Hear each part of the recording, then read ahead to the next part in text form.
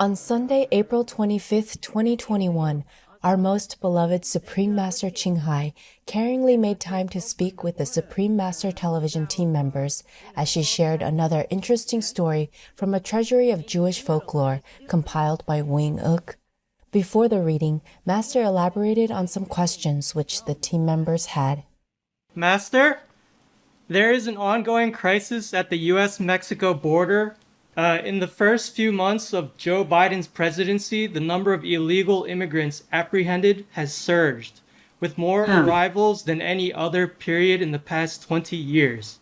Yeah. Some say it is fueled by the perception that his administration has a more open border policy.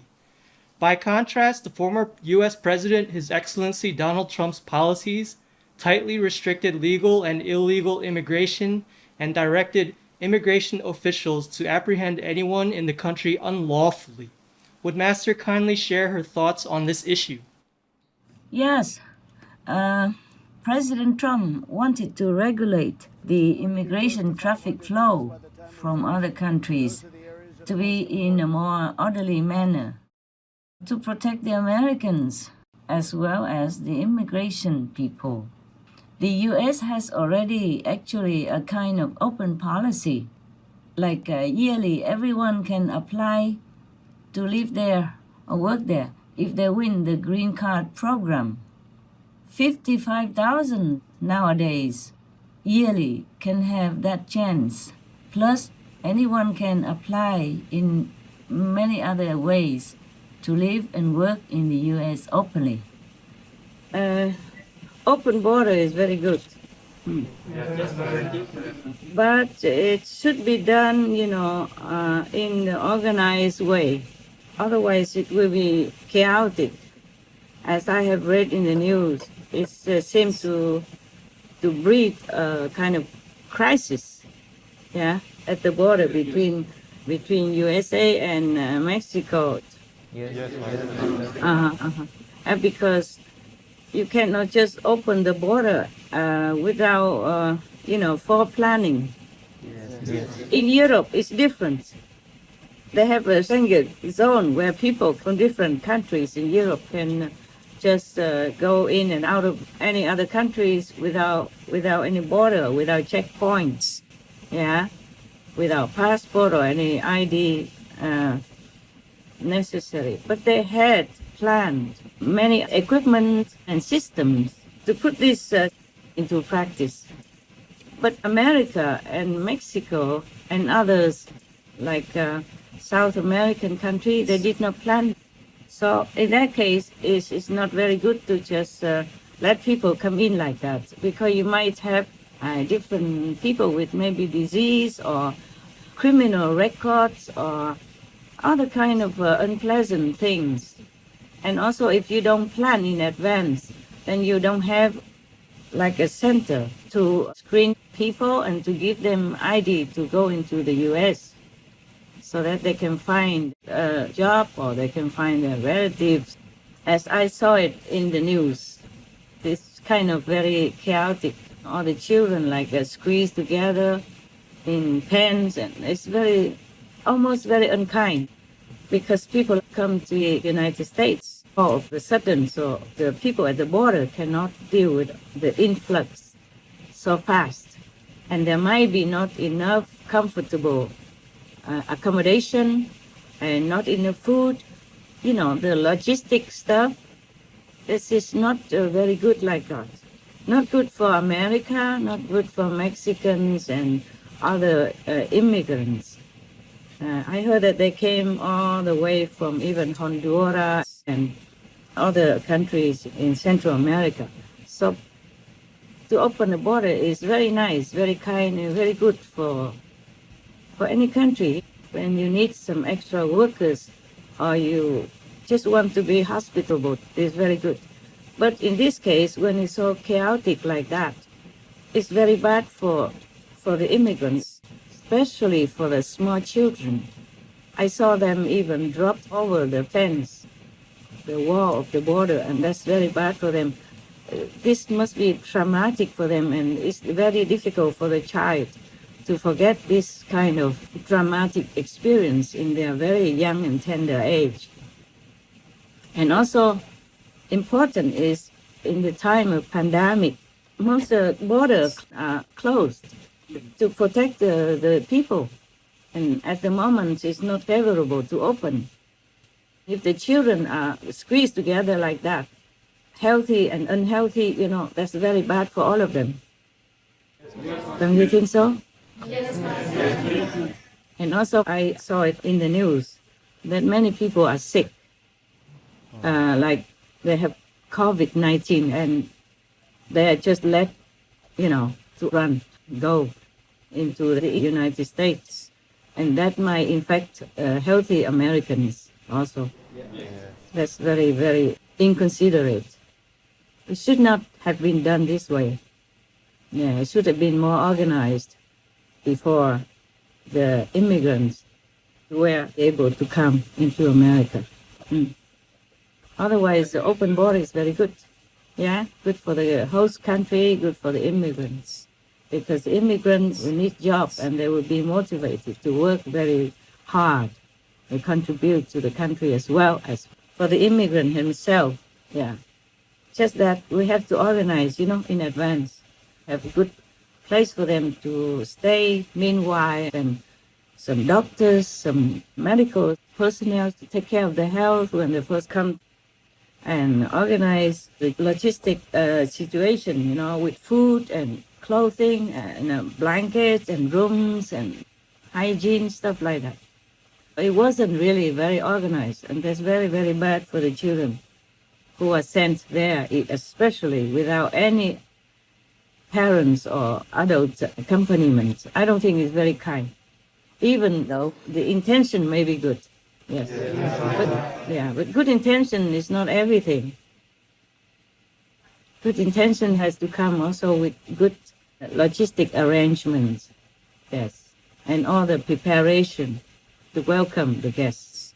Even in Europe, with this Schengen agreement in the Schengen zone, during the pandemic, borders are closed also. So the border between the US and Mexico opened. I think it's not a very good idea at the moment. Besides, the mentality of European countries is maybe different from the mentality of the Mexicans and the Americans. Different expectations, different way of life. In the European Union, most of the people's standard of living are similar. Of course, there are always the richer and the less rich, but the standard of living is more or less similar between the countries in the Schengen zone. Even then, during the pandemic, they closed the borders as a prevention to protect their citizens. Especially in the pandemic situation like we are in right now, I don't know if the borders should be open like that. And that will be also encouraging the smugglers, human traffickers, or drug traffickers, all kind of unfavorable group of people also will be mixing in, and it's no good for the host country, for America at all. After Master kindly translated the Jewish traditional tale called The Traveling Businessman and a Trustworthy Ghost, she emphasized an important revelation that was made in the story. You see, in this story, the ghost even told, and truthfully, that most people who die suffer in hell, because very rare we have some virtuous and morally uncorrupted person. And to eat meat and all that is already a sin, already sinful and already punishable by law, universal law. I really want to plead with all the religious leaders. You must make a good example. You must be a vegan now. Then God will forgive. Otherwise, truly, you will go to hell. I mean it. Like everyone else. If you continue to eat meat, drink wine, and even just to eat meat, not drink wine, it's already sinful enough to be punished in hell for a long, long, long, long time. We can put the hotline or the talk of the sister from China about hell. 徒儿可以证实师父说吃肉会下地狱是真实的。有一天午夜打坐完毕，内在师父跟我说，你应该下地狱去学习当佛菩萨，并帮助那里的众生。内在师父用无上大力量保护等级还不够的我，下了地狱，让徒儿没有任何灼伤之感或是恐惧感。地藏王菩萨带我去一处地狱，此处罪人被强迫在一个形如水车般的大黑铁轮上面拼命地快跑，如果跑得跟不上铁轮转动的速度，就会掉到下面用烈火煮着的沸腾汤锅里煮碎了。我照师父指示念了师父传的五圣号与7戒礼物，轮上的众生因师父大力量就脱身跪在我的面前。我问他们为何会堕入这个地狱，他们说因为生前吃很多人们追捕而来的鱼和动物的肉，这些动物们被追捕的时候惊慌逃命，却无处可逃，被抓到后又被杀，放进汤锅里把肉煮烂来吃，所以我们吃了动物的肉就堕入汤锅地狱，被罚一直不断的逃跑与被煮熟。我开导他们说，吃肉的业障极为深重，大家都是不知道吃肉后果如此可怕才敢吃，并叮嘱他们以后转身一定记得要吃纯素与做好事。罪人就跟师父超生去了，但是在说话的同时，又看到很多裸体的新来的吃肉罪人从上面一个接一个堕入地狱，所以经典才说地狱不会空。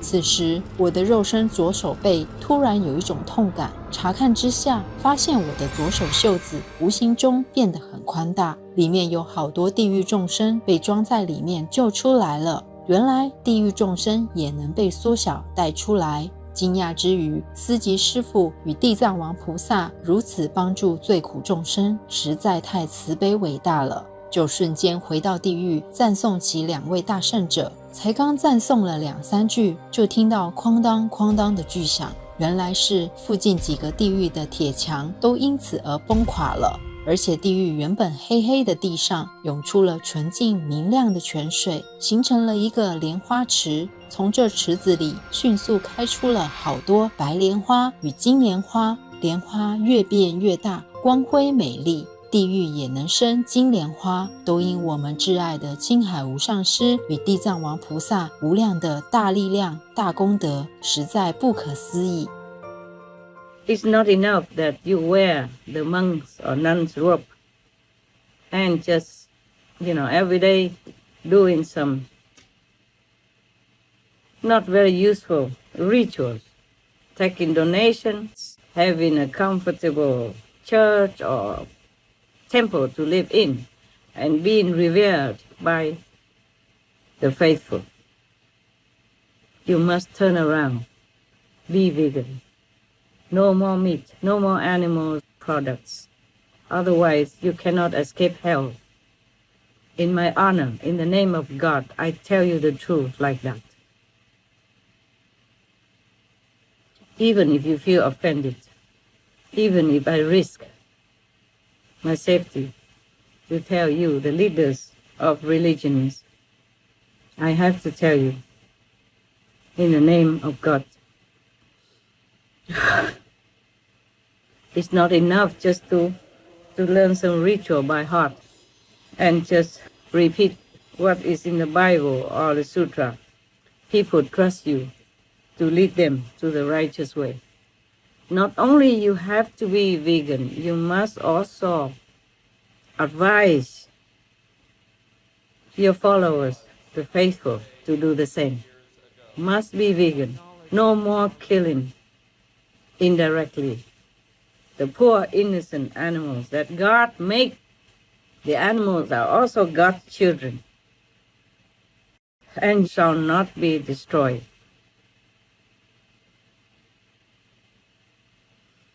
The animals are helpers of humankind. In the Bible, it even says all that. Ask the birds, they will show you. Ask the fish, they will instruct you. Ask the animals, they will tell you. They will advise you. So they are some beings to be respected, to be loved, at least to be friendly with. It's not for us to eat, to torture in such a barbarous way. And if you eat them, these torturously killed meats, you condone this practice, and you are unaccomplished. I am telling you, as a friend, as a faithful, as a person who respects, loves God, as a person who loves human beings and animals, as a person who cries every day and night for their suffering. I'm not spending idling time talking to you like this. I must warn you that hells are awaiting you if you don't turn around now and stop eating meat of the innocent animals. We, even no priests, even ordinary people, we humans, a humane human, should never enjoy